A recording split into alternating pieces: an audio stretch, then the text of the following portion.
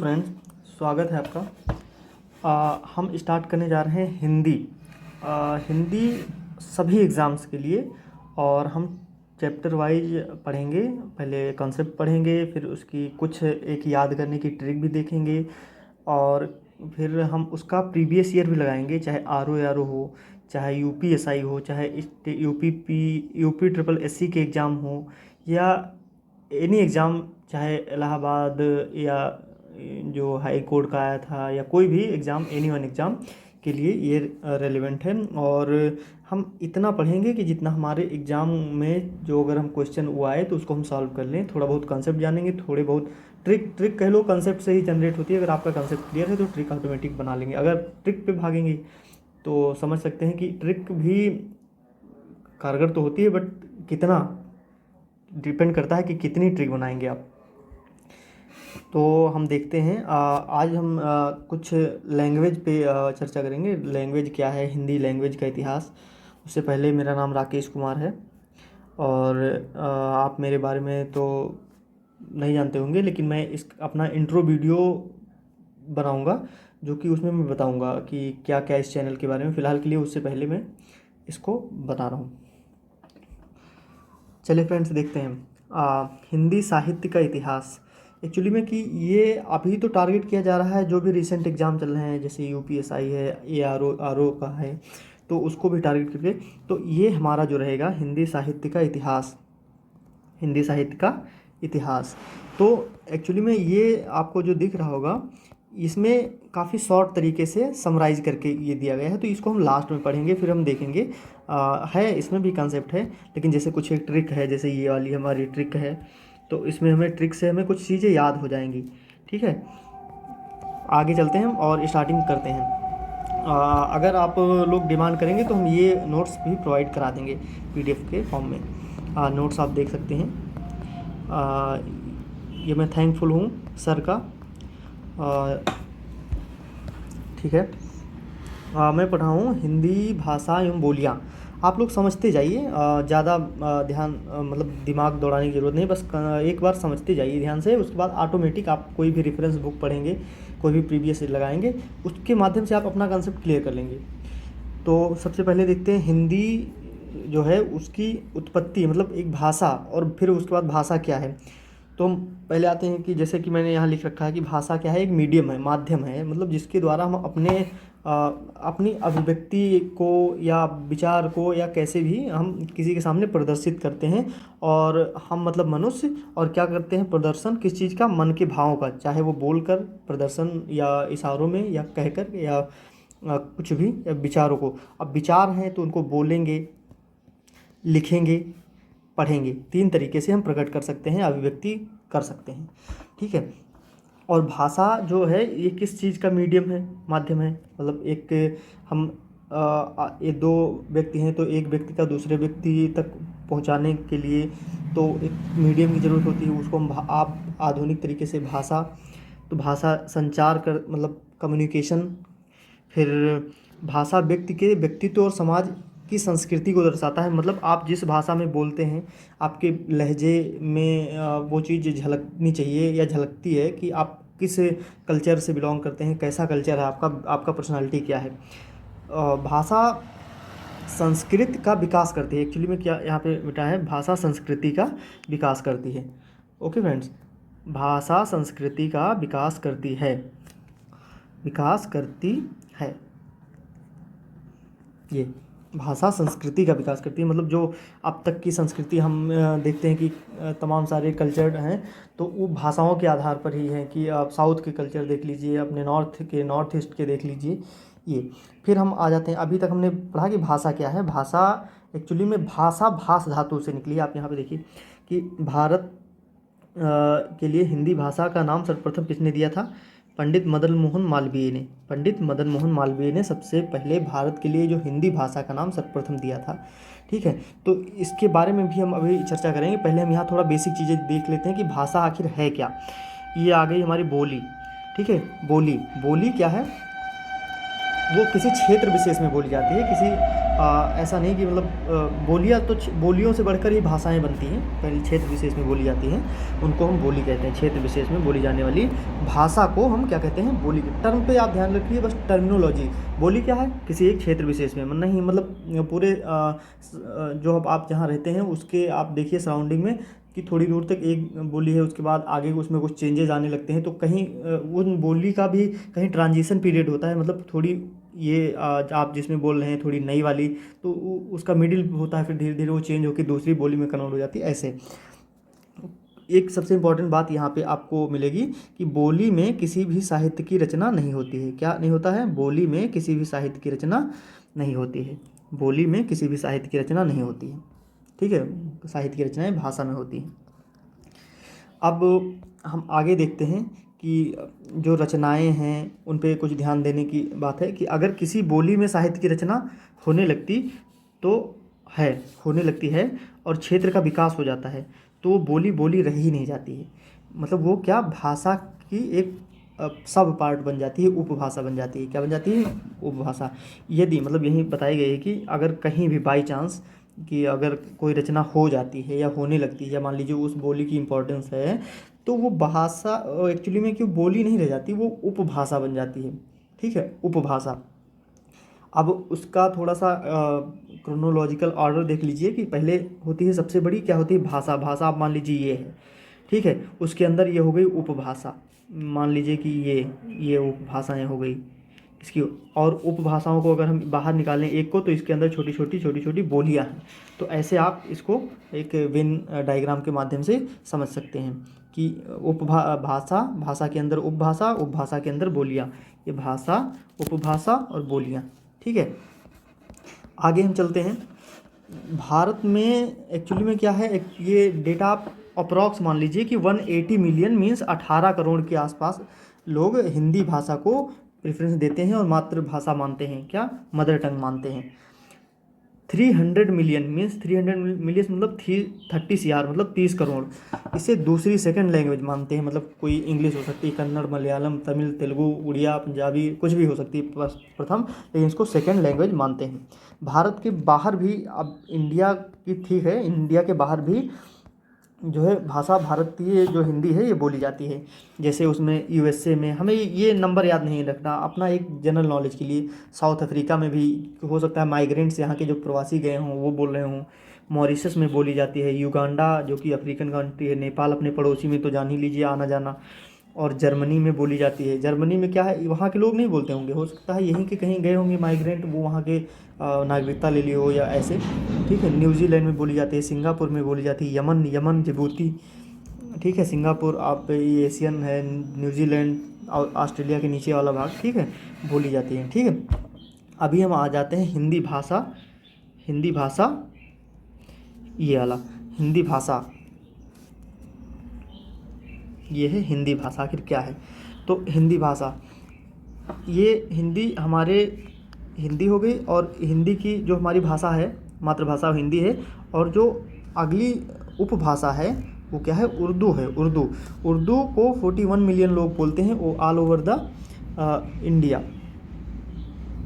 ठीक है, all over the India 41 लोग बोलते हैं, 41 मिलियन पर्सन्स लोग बोलते हैं। तो हिंदी भाषा की क्या है, उपभाषा। हिंदी भाषा की उपभाषा क्या है, उर्दू। हिंदी भाषा की उपभाषा उर्दू है, और ये उत्तर प्रदेश की दूसरी भाषा है, मतलब उत्तर प्रदेश की दूसरी राजभाषा है। यूँ कह लीजिए कि हिंदी प्रथम और उर्दू दूसरी भाषा है। फिर अगला हम देखते हैं कि लिपि क्या होती है। ये कुछ हम टर्मिनोलॉजी अपनी क्लियर कर लें, फिर क्लियर हो जाएगा कि लिपि क्या होती है। लिपि सबसे पहले भाषा, लिपि की बात है, सबसे पहले भाषा का जन्म हुआ, फिर उसकी सार्वभौमिकता और एकात्मकता के लिए लिपि का आविष्कार किया। मीन्स अब ये ऐसा समझिए कि पहले कोई बोलने वाली या कहने वाली या दिखाने वाली भाषा का जन्म हुआ होगा, फिर वो जब यूनिवर्सल हो गई, मतलब हर कहीं पहुंच गई, ठीक है, उसकी सार्वभौमिकता हर कहीं पहुंच गई, तो अब हमारे पास क्या हुआ, मतलब सब सार्वभौमिकता हो गई, पूरे विश्व में बोली जाने लगी, सब लोग मतलब यूनिवर्सल हो गई, यूँ कह लीजिए कि यूनिक मान ली गई। तब उसके लेखन, लिपि मतलब कोई एक लेखन या उसको प्रदर्शन दिखाने के लिए एक लिपि का आविष्कार हुआ। क्या हुआ? लिपि का आविष्कार हुआ। तो भाषा की अभिव्यक्ति, अभिव्यक्ति मतलब प्रदर्शन, ठीक है। मतलब हम भाषा को कैसे प्रदर्शित करेंगे? किसी लिपि के माध्यम से हम प्रदर्शित करेंगे। वो क्या है? लिपि क्या है? अब एक लाइन में कहीं क्वेश्चन आता है तो लिपि क्या है? भाषा की अभिव्यक्ति करने की यूनिट है, इकाई है। हमारी लिपि क्या है? हमारी लिपि है देवनागरी। हमारी लिपि क्या है? देवनागरी। जिसमें जो हम पूछे कि अच्छा, भारत पूछता है कि भारत की राष्ट्रभाषा हिंदी है या राजभाषा, तो इसको आप ध्यान रखिएगा, भारत की राजभाषा है। यहाँ पे राज्य का मतलब स्टेट नहीं होता है, स्टेट मतलब होता है लेकिन वो राष्ट्र के संदर्भ में इंगित किया जाता है, राइट। संसार की सबसे बेहतरीन लिपि है अपनी देवनागरी लिपि, संसार की सबसे बेहतरीन लिपि मानी गई है, ठीक है। सबसे बेहतरीन लिपि मानी गई है, ठीक है। और अगर इसमें देखा जाए तो इन लिपि में कितने हैं? ये मात्रा, वर्ण, तो ये कितने हैं? 52, ठीक है। 52 वर्ण हैं। वर्ण क्या मतलब? छोटा, बड़ा, छोटी, बड़ी, छोटा ऊ, ऐसे करके 11 तक 52 है।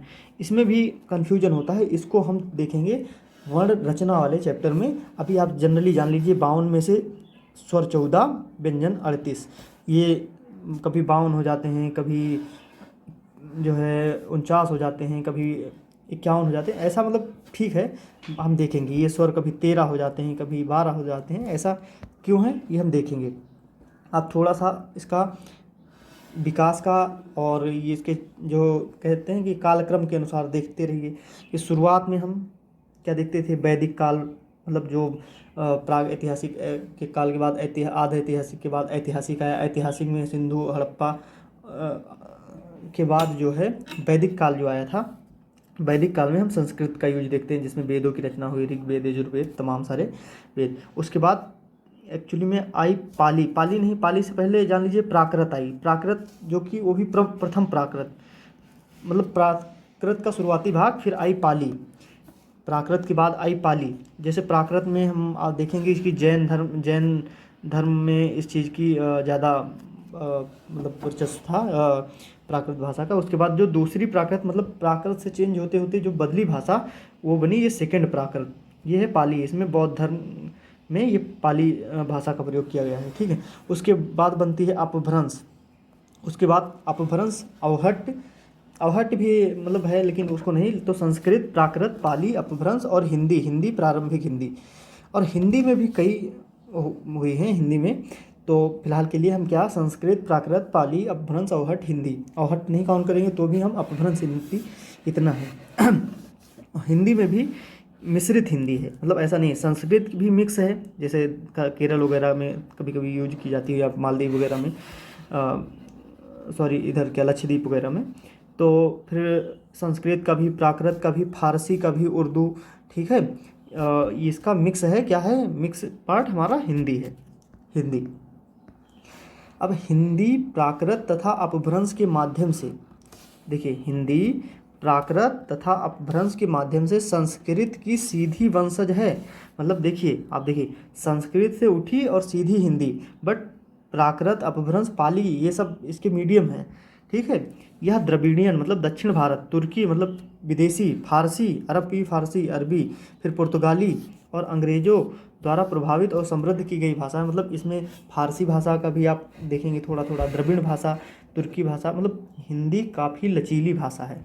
ऐसा नहीं कि मतलब सब, जैसे मान लीजिए इंग्लिश है, इंग्लिश में फ्रेंच के शब्द हैं, स्पेनिश शब्द हैं, लैटिन शब्द हैं, ये सब इत्यादि शब्द हैं, बट हिंदी में भी काफ़ी लचीलापन है, ठीक है।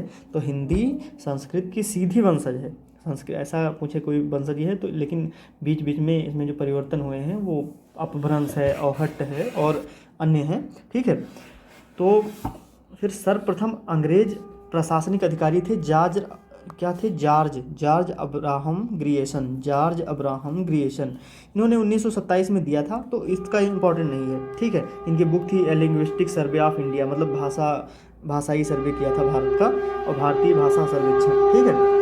में हिंदी की उपभाषाओं एवं बोलियों का वर्गीकरण इन्होंने किया है। इसमें इस बुक में हिंदी की उपभाषाओं हिंदी की उपभाषाओं एवं बोलियों का वर्गीकरण किया गया है किसमें, a linguistic survey of India book in 1927 में प्रकाशित हुई, किसकी, जॉर्ज अब्राहम ग्रियर्सन की, एक अंग्रेज प्रशासनिक अधिकारी थे। ओके, अभी हम आते हैं थोड़ा इसके कैटेगराइजेशन पे देखते हैं थोड़ा। अब जैसे हम देखते हैं कि इसकी उपभाषाएं, कितनी उपभाषाएं, तो हिंदी की साधारणतया 5 उपभाषाएं हैं। 5 कौन कौन सी, पहले हम देख लेते हैं। पहली पश्चिमी हिंदी, जिसको सौरसैनी हिंदी, सौरसैनी भी बोलते हैं। फिर पूर्वी हिंदी, फिर बिहारी, मतलब हिंदी की बिहारी हिंदी, फिर पहाड़ी हिंदी, पहाड़ी गढ़वाली उधर, और एक राजस्थानी हिंदी, क्या, राजस्थानी हिंदी। ठीक है, तो अब देखते हैं 5। इस उप हिंदी की 5 उपभाषाओं की भी उपभाषाएं हैं, या उपभाषाएं जैसे सब कह लीजिए, तो उसमें हिंदी की उपभाषा को हम उपभाषा बोलते हैं, जिसकी 5 है, पश्चिमी, पूर्वी, बिहारी, गढ़वाली, ठीक है, राजस्थानी इत्यादि। ठीक है, पश्चिमी, पूर्वी, बिहारी, पहाड़ी, राजस्थानी आदि। और इसकी उपभाषाओं को हम बोली कहेंगे, तो ये बोलियां कितनी, ये भी 5 हैं। खड़ी बोली, ब्रजभाषा, कन्नौजी, बुंदेली और बांगरू। बांगरू हरियाणवी को बोलते हैं, तो नॉर्मली हरियाणवी पढ़ते हैं। कहीं कहीं एग्जाम में जो इम्पोर्टेंट है कि ये बांगरू पूछ लिया है, यूपीएसआई एग्जाम में, यूपीआरओ एग्जाम में पूछ लिया है, तो इसको हमने याद करने के लिए दिया है कब कब है। क्या है, कब कब है, मतलब KBH, कब कब है, कब कब है। खड़ी बोली, ब्रजभाषा, कन्नौजी, बुंदेली, हरियाणवी। खड़ी बोली, ब्रजभाषा, कन्नौजी, बुंदेली, हरियाणवी। खड़ी बोली, ब्रजभाषा, कन्नौजी, बुंदेली, हरियाणवी, कब कब है। अब देखते हैं, खड़ी बोली को हम और भी नाम से जानते हैं, वो है कौरवी भाषा, कौरवी। ये नाम आमतौर पर देखेंगे दिल्ली, मेरठ, बिजनौर, सहारनपुर आदि क्षेत्रों में बोली जाती है। फिर ब्रज भाषा, ब्रज भाषा को मथुरा, आगरा के क्षेत्र में भी देखते हैं, ब्रज भाषा बोली जाती है। तो खड़ी बोली दिल्ली, मेरठ आप देखेंगे, खड़ी बोली सीधी, आप दिल्ली गए होंगे तो सीधे क्या कर रहे हो, कैसे जा रहे हो। फिर ब्रज भाषा बोली जाती है। फिर कन्नौज में कन्नौजी भाषा, आप नाम ही से याद रखते हैं, कब कब है का। फिर बुंदेल, छतरपुर, ये छतरपुर मध्य प्रदेश यूपी का बीच का, मतलब दोनों भाग में बोली जाती है। फिर बांगरू, हरियाणवी बांगरू, रोहतक हरियाणा अगर कभी गए हों तो बोली जाती है। फिर आगे आते हैं पूर्वी हिंदी। पूर्वी हिंदी देखो, पश्चिमी, जो हमारी पश्चिमी हिंदी थी वो थी हमारी सौरसैनी, अब उसको उपनाम से जाना जाता है। पूर्वी हिंदी को अर्धमगधी या अपभ्रंश, मतलब कहते हैं ना कि हिंदी संस्कृत की जरूर वंशज है लेकिन मिक्स है, तो यहाँ पे अर्धमगधी, मतलब इसकी उपभाषा पूर्वी हिंदी की उपनाम अर्धमगधी, और उसके भी 3 बोलियां हैं, अवधी, बघेली, छत्तीसगढ़ी। तो इसको आप याद कर लीजिए, ABC, अवधी, बघेली, छत्तीसगढ़ी, अवधी, बघेली, छत्तीसगढ़ी, अवधी, बघेली, छत्तीसगढ़ी पूर्वी हिंदी की उपभाषा बोलियां हैं। तो अवधी तो आप लखनऊ में अवध के नवाब वाजिद अली शाह के नाम से सुने होंगे, अगर हिस्ट्री में पढ़े होंगे तो। अवधी लखनऊ के एरिया में, बघेली रीवा मध्य प्रदेश और यूपी के इसी बॉर्डर पे ही बोली जाती है। छत्तीसगढ़ी रायपुर, तो छत्तीसगढ़ी आप वहाँ के नाम से, अवधी आप इधर से बघेली याद कर लीजिए। फिर आती है बिहार, अब बिहार आ जाती है, बिहारी आ जाती है, तो बिहार में मगध साम्राज्य कहाँ था, बिहार में था, तो थोड़ा सा आप उसको भी रखिए, इसको याद कर लीजिए। क्या, BMM, क्या, भोजपुरी, मगही, मैथिली, भोजपुरी, मगही। मैथिली भाषा इतनी अच्छी लिखी है, लेकिन ये बोली जाती है तो ठेठ देहाती कहते हैं, मतलब इसको कोई वहाँ से होगा तो ये बुरा मत मानना, बट याद करने के लिए, और एक्चुअली में है, आप देखेंगे। भोजपुरी जो आज की ट्रेंडिंग भाषा मूवी वगैरह आती हैं, पूर्वी उत्तर प्रदेश और बिहार में बोली जाती है। मगही कहते हैं, का करत बाटा हो, बिहार में, ठीक है, मगही। फिर मैथिली, ठीक है, दरभंगा क्षेत्र में, और ये गया, मतलब ये टोटल बिहार में ही बोली जाती है। एक बार अगर आप बोलना हो कि बिहारी, तो बिहार में, और मगध कहाँ था, बिहार में ही था। ठीक है, तो BMM, भोजपुरी, मगही, मैथिली। फिर अगली आ जाती है पहाड़ी में है कुल्लुई, गढ़वाली, कुमाऊनी, मतलब इसको ज़्यादा नहीं तरजीह देने की ज़रूरत है, लेकिन हमें समझना है कि पहाड़ी हिंदी पहाड़ एरिया में, तो पहाड़ कहाँ है, हिमाचल प्रदेश, उत्तराखंड, तो उसी कुल्लू मनाली उधर ही है। ठीक है, तो कुल्लुई में, कुल्लू मनाली के क्षेत्र में बोली जाती है कुल्लुई बोली। गढ़वाली, टिहरी बांध कहाँ है, उत्तराखंड में, गढ़वाल क्षेत्र, उत्तराखंड। फिर कुमाऊनी, अल्मोड़ा, नैनीताल, क्लास में पढ़े होंगे, छोटी क्लास में, बुक में। और पहाड़ी हिंदी को हम सौरसैनी से निकली अपभ्रंश, और अपभ्रंश से प्रारंभिक, जिसे जो है शुरुआत में संस्कृत के बाद जो भाषाएं आई, तो जैसे प्राकृत, पाली, उसके बाद अपभ्रंश और हट्ट का ये जो पीरियड था, तो इसी में सौरसैनी, पहाड़ी हिंदी सौरसैनी, और उसके बाद अपभ्रंश का थोड़ा सा भाग, तो इस पर मिलता जुलता है। तो के याद कर लो, के जी के, ठीक है, के, कुल्लुई, गढ़वाली, कुमाऊनी, ठीक है।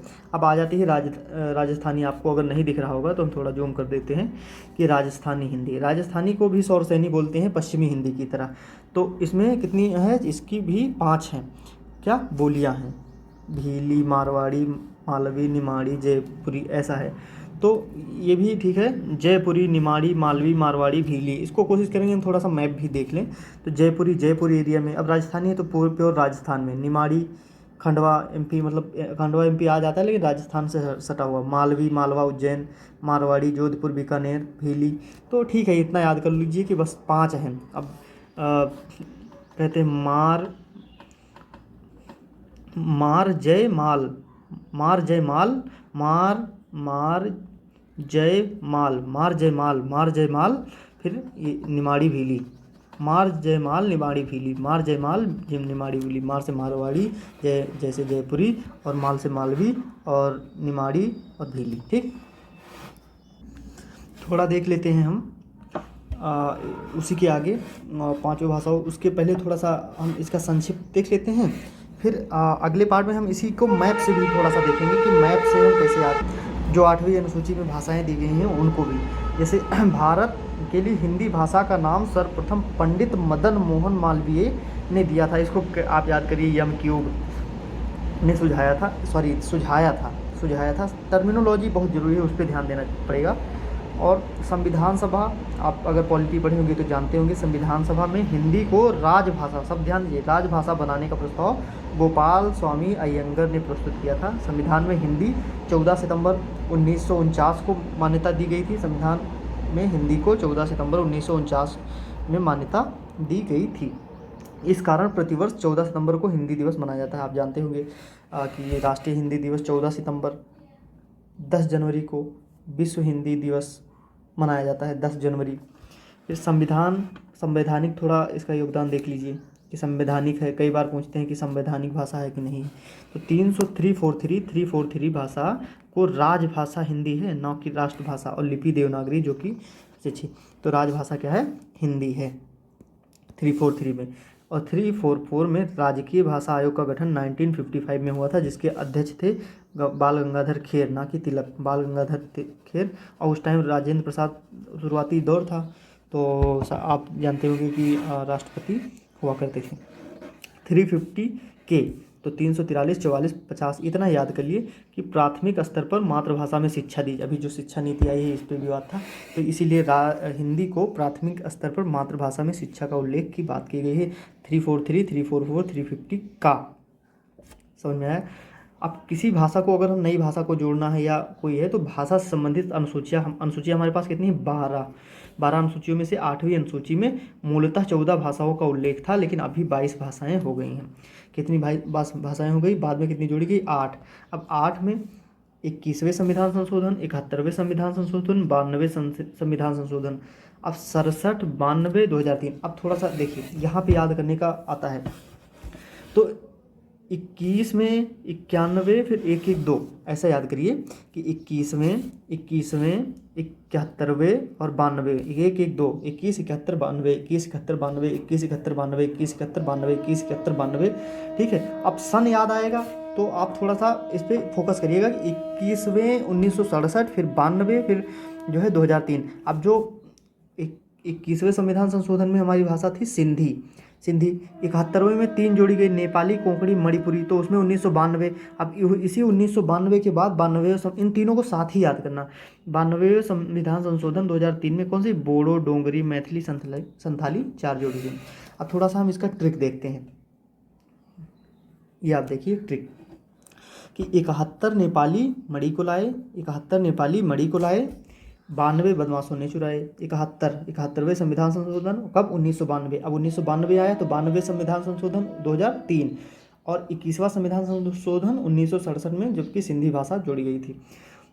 तो 71 नेपाली मणि को लाएँ, 92 बदमाशों ने चुराएँ। अब 71 नेपाली से नेपाली भाषा, मणि से मणिपुरी भाषा, को से कोंकणी भाषा, लाए को छोड़ दीजिए आप ऐसे। फिर 92वां संविधान संशोधन 2003, ठीक है, बार बार बोलेंगे लिखेंगे याद हो जाएगा। फिर बदमाश मतलब बोडो, डी से डोंगरी, माँ से मैथिली और सा से संथाली, ठीक है। इसको BDMS करके भी याद रख सकते हैं, BDMS। तो ज़्यादा दिमाग में न लाइए, बस 71 नेपाली मणि को लाए, बाद में बदमाशों ने चुराए, बस। उत्तर प्रदेश की दूसरी राजकीय भाषा उर्दू है, पहली हिंदी है। उत्तराखंड की संस्कृत है, कोई ज़रूरत नहीं ज़्यादा ध्यान रखने की, बस उत्तर प्रदेश के एग्जाम के लिए ठीक है। हिंदी भाषा का संबंधित विवरण, हिंदी भाषा से संबंधित विवरण। भाषा शब्द की उत्पत्ति कस भाष धातु से हुई थी, जिसका अर्थ है किसी चीज़ को हम व्यक्त करना। धातु मतलब उसका मूल, व्युत्पत्ति जो शब्द होता है मूलतः कि कहाँ से आया है। तो इसकी 4 शाखाएँ थी, हमने वहाँ 5 पढ़ी हैं। तो पूर्वी जो ये शाखाएं क्या है, उपभाषा को बताती हैं। उपभाषा ये शॉर्ट टाइम में रिवीजन के लिए, पूर्वी हिंदी पश्चिमी हिंदी, पूर्वी हिंदी पश्चिमी हिंदी, फिर दक्षिणी हिंदी और हिंदुस्तानी। तो ये जो है उनके भाग हैं, इन्होंने कैटेगराइज कर दिया है, ठीक है। तो पूर्वी में हमने ABC पढ़ा था, अवधी, बघेली, छत्तीसगढ़ी। छत्तीसगढ़ में ये बघेली MP, बघेली मध्य प्रदेशी, और अवधी हमारे लखनऊ में। पश्चिमी हिंदी में राजस्थानी, गुजराती, पंजाबी, ठीक है, कन्नौजी, बुंदेली, ब्रजभाषा, बांग्ला इत्यादि जो है पश्चिमी हिंदी में आती है। तो इसमें हमें कुछ ज़्यादा दे दिया है। तो हमें क्या, पश्चिमी हिंदी में हमने क्या पढ़ा था कि कब कब है, कब कब क्या था, जो पश्चिमी में कब कब, खड़ी बोली, ब्रजभाषा, कन्नौजी, बुंदेली, बांग्लू। कन्नौजी, बुंदेली, बांग्ला लिख दिया, एक्चुअली बांग्लू, और ये ब्रजभाषा, ठीक है, बांग्ला हरियाणी। तो ठीक है, पश्चिमी हिंदी आप शॉर्ट टाइम के लिए देख लीजिए, बाकी हम डिटेल में पढ़ेंगे अभी पार्ट 2 में कि पश्चिमी हिंदी कहाँ कहाँ बोली जाती है, कैसे कैसे बोली जाती है। फिर दक्षिणी हिंदी जो कि मध्य प्रदेश, बम्बई, कोचीन, मैसूर, ठीक है, कोई दिक्कत नहीं। हिंदुस्तान दोआब से दिल्ली तक, इसको भी समझने की ज़रूरत नहीं, हम आगे डिटेल से पढ़ेंगे। थोड़ा देवनागरी के बारे में जो यहाँ दिया है उस चीज़ के बारे में हम पहले डिस्कस कर चुके हैं कि संस्कृत के बाद ये जो आई, संस्कृत का थोड़ा सा भाग रह गया, उसके बाद उसका चेंज हुआ तो प्राकृत, और प्राकृत का शुरुआती भाग, उसके बाद और चेंज हुआ तो पाली बनी, पाली सेकंड। अब पाली में भी मिक्स था कि सौरसेनी, अर्धमगधी के मगधी। अब सौरसेनी से आप देख सकते हैं कि नागर अपभ्रंश और फिर अर्धमगधी अपभ्रंश। सौरसेनी के ही सब पश्चिमी, अभी देखिए सौरसेनी का नागर अपभ्रंश से पश्चिमी हिंदी, फिर पूर्वी हिंदी, फिर इसके बाद प्रारंभिक यानी वर्तमान हिंदी इत्यादि भाषाएं। अब इनको 4 भाषा परिवार में बांटा गया है, आर्य परिवार, द्रविड़ परिवार, आस्ट्रिक परिवार, चीनी तिब्बत। तो इसको भी आप ध्यान न दें, बस इम्पॉर्टेंट हमारे लिए ये लिपियाँ हैं, ठीक है। लिपियाँ मतलब देवनागरी लिपि, खरोष्ठी लिपि, गुरुमुखी लिपि, ठीक है। हिंदी भाषा की अभी हमने बात की कि लिपि क्या है, देवनागरी, जो कि व्यक्त करने के लिए, भाषा को व्यक्त करने के लिए होती है। इसके अतिरिक्त संस्कृत व मराठी भाषा की भी लिपि देवनागरी ही है, ये बात आप ध्यान रखिए। आप लेफ्ट टू राइट लिखते हैं, ठीक है। और दक्षिण भारत में इसे नंदानागरी कहते हैं, नंदनागरी, ठीक। खरोष्ठी लिपि प्राकृत भाषा की लिपि थी जो प्रयुक्त होती थी, ये दाएं से राइट टू लेफ्ट लिखी जाती थी। और गुरुमुखी का श्रेय ये गुरु अंगद को बहुत पूछते हैं। गुरु नानक देव की वाणी को गुरुमुखी लिपि कहा जाता है, बस, ठीक है। बाकी हम पार्ट 2 में इसका डिटेल करेंगे, हम दिखाते हैं। पार्ट 2 में हम देखेंगे कि पश्चिमी हिंदी और डिटेल कहाँ कहाँ बोली जाती है, किस एरिया में, कैसे पश्चिमी हिंदी को याद करें।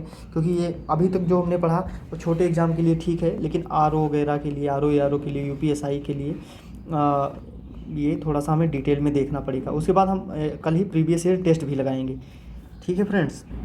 और हम फिर मैप से भी देखेंगे कि मैप से कैसे लैंग्वेज कहाँ कहाँ जो बोलियाँ हैं, कैसे कहाँ कहाँ हैं, थोड़ा मैप से, जिससे आपको याद हो जाए, फाइनली याद हो जाएगा।